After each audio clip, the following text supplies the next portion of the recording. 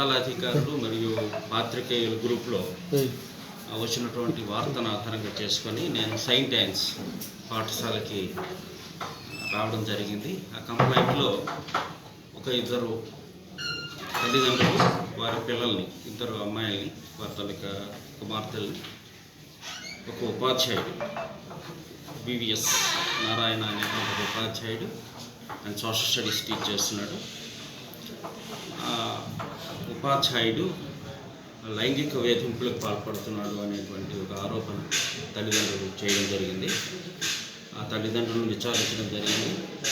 అలాగే sister principal గారు, వారి సెయింట్ యాన్స్ ప్రిన్సిపల్ గారు, వారి తాలూకా వివరణ కూడా కోరడం జరిగింది. అయితే సిస్టర్ గారు వారి తాలూకా వివరణలో వారు తల్లిదండ్రులు కంప్లైంట్ని ఆధారంగా 2 రోజుల క్రితమే ఇచ్చినటువంటి కంప్లైంట్ని ఆధారంగా వారిని పాఠశాల నుండి విధుల నుండి రిలీవ్ చేసినట్టు వారు పేర్కొన్నారు. వారి తాలూకా రిపోర్ట్ కూడా తీసుకున్నాను. అలాగే తల్లిదండ్రుల తాలూకా కంప్లైంట్ కూడా తీసుకొని నా ప్రాథమికమైనటువంటి రిపోర్ట్ని నేను డిప్యూటీ ఎడ్యుకేషన్ ఆఫీసర్ మరియు డిఓ శ్రీకాకుళం వారికి, మా అధికారులకి నేను తదుపరి చర్యల నిమిత్తం నేను దాన్ని సబ్మిట్ చేస్తున్నాను.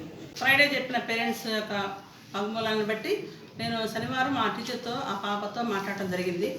నేను ఆ పాప ముందే సార్ని చాలా కోపడ్డాను. పాప ముందే కూడా నేను చెప్పేశాను, మీరు నెక్స్ట్ డే రావద్దు, రిజైన్ లెటర్ రాసి సబ్మిట్ చేసి వెళ్ళిపోండి అని చెప్పాను. కానీ ఈరోజు శనివారం కూడా జరిగిందని చెప్పి ఇంకొక పేరెంట్ ఈరోజు మార్నింగ్ రావడం జరిగింది. నేను అర్జెంటుగా మున్సిపల్ ఆఫీస్కి వెళ్ళవలసిన సమయంలో ఆ పేరెంట్స్ని వెయిట్ చేయమని చెప్పాను. రాగానే అందరూ వచ్చారు. అందరి సమక్షంలో ఆ టీచర్ గారిని రిజైన్ చేయించి సస్పెండ్ చేసి స్కూల్ తరఫున పంపించేశాను. సో ఇటువంటి కార్యాలు కానీ, ఇటువంటి పనులు కానీ ఇంకొకసారి మా స్కూల్లో జరగకుండా చూసుకుంటానని మీకు ఎంఐఓ గారి తరఫున మీకు అందరికీ ప్రామిస్ చేస్తున్నాను.